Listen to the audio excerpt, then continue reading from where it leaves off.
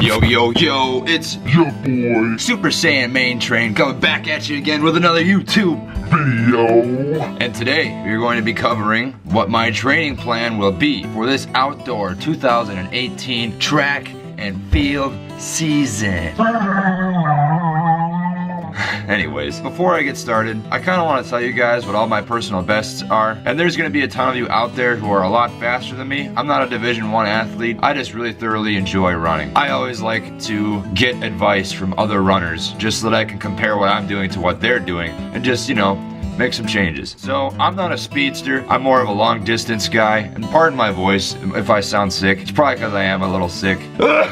Yeah, I am definitely a little sick. But my PRs are as follows. For the 400, it is a 59. My 800 was a 203. My mile was a 433. My 3K is a 903. My 2 mile in high school was a 1012. My 5K is a 1529. My best 8K is about 2604 on a really tough, muddy course, so probably a little bit faster, maybe like 2550 is what it'd be in ideal conditions. And my best 10K is about 3320, dating back to my freshman year at St. Cloud State at the Regions meet. So now that you guys know what my personal bests are, maybe that'll give me some credibility. I don't really know. So hopefully I figured out how to do it. There should be a little training template down here, and I'm just gonna kind of run you guys through what my training plan is. So St. John's University is historically known for doing what we call training through indoor season, and basically that means we don't do a single workout during the entire indoor season. Just good old mileage, strides, and core. And what that does is really build up your aerobic base, because in the 5K and the 10K, especially in the 10K, probably 95 to 97% of your skill comes from your aerobic base, which is what you get from running easy, slow mileage.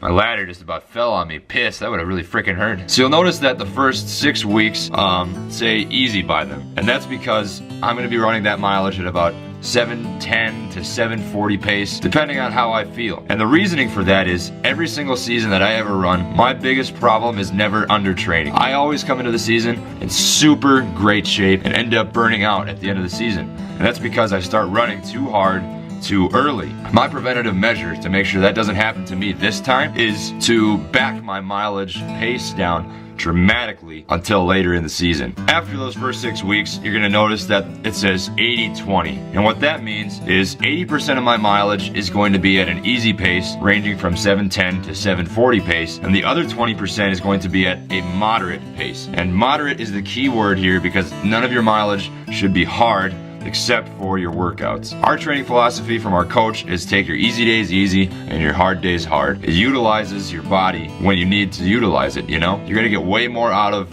taking a good workout hard than taking an easy day hard. You'll probably also notice that I'm peaking twice. Got one peak at 100 miles, and my next peak is at about 105 miles, with 2 70-mile weeks in between each of those peaks. What that does is allow my body to recover a little bit so that I can get back up and put in some good work. Also, those 2 70-mile weeks, I believe, fall at about the same time as indoor conference. I'm not completely tapering for that, obviously, but I don't want to run like a complete bag of crap. So I'm just backing it down a little bit so that I can put in some sort of decent race effort. That's kind of what that is. I believe the total amount of mileage for this full 26-week training plan will fall somewhere around 1,810 miles, give or take 50. It never goes exactly according to plan, so that's just what I'm hoping will happen, and hopefully that'll bear some results. One thing that I'm changing considerably from the last training block is the pace in which I run. So like I said, my easy days are going to be somewhere between 710 and 740, depending on how tired my legs are. But my moderate days are going to be slower as well, and there's going to be far, far less of them. So this last summer training for cross country, I was running in a week. I'd say 5 of the days were at a moderate pace, meaning at the time about 6 flat to 620 per mile, and my easy days would be somewhere around 650 to 710 pace. Now that didn't let my body recover, and I could definitely feel that when I came into the season. My legs always were tired. They never fully got back to where I knew they should have been, and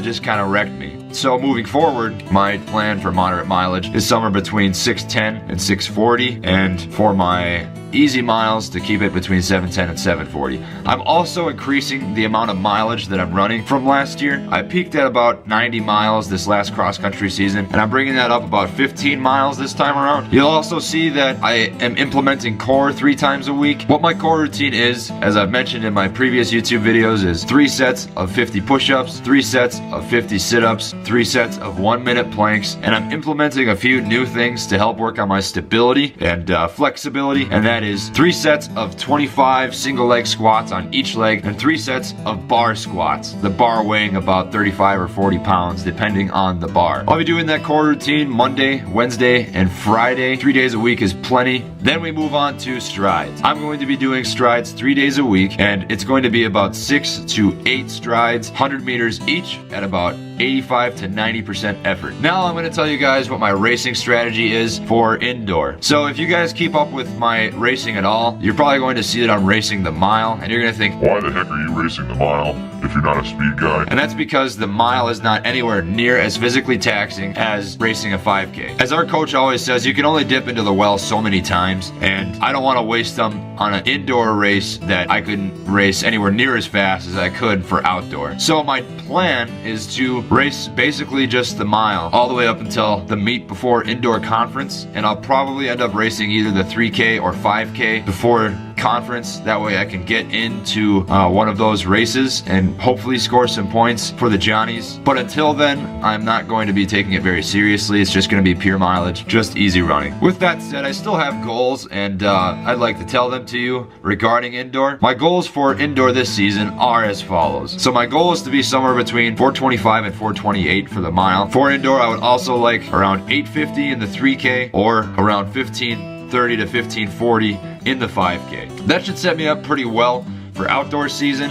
Like I said, I'm not shooting for indoor season. If I don't meet those goals, I'm not going to be super upset about it, because I'm going to be running in between 90 and 100 miles on a pretty regular basis. And it's hard to have an ideally fast race when you're running that much. But come outdoor season, my goals are going to be a little more lofty. So my goals are as follow. For the 5K, I would like to be under 15 minutes. Ideally, somewhere around 1445 to 1450 would be really cool, because that would set me up well for next season when I hopefully make nationals for the 5K. I don't think I'll quite make it this year unless something really spectacular happens, but it would set me up well coming back next year for outdoor track. For the 10K, I would like to be under 32 minutes, and I think that would also set me up well. I'd have a better shot most likely at making nationals in the 10K than I would the 5K. And for conference, I would like to be top 3 for both the 5K and the 10K. I will be doubling, unless for some godforsaken reason I don't end up qualifying for conference in both. I don't see how that ever happened, but I mean, you never know. Last outdoor season, I got mono and iron deficiency both, and that kicked me pretty hard. Things didn't go according to plan, so you never know. I mean, something like that could happen again.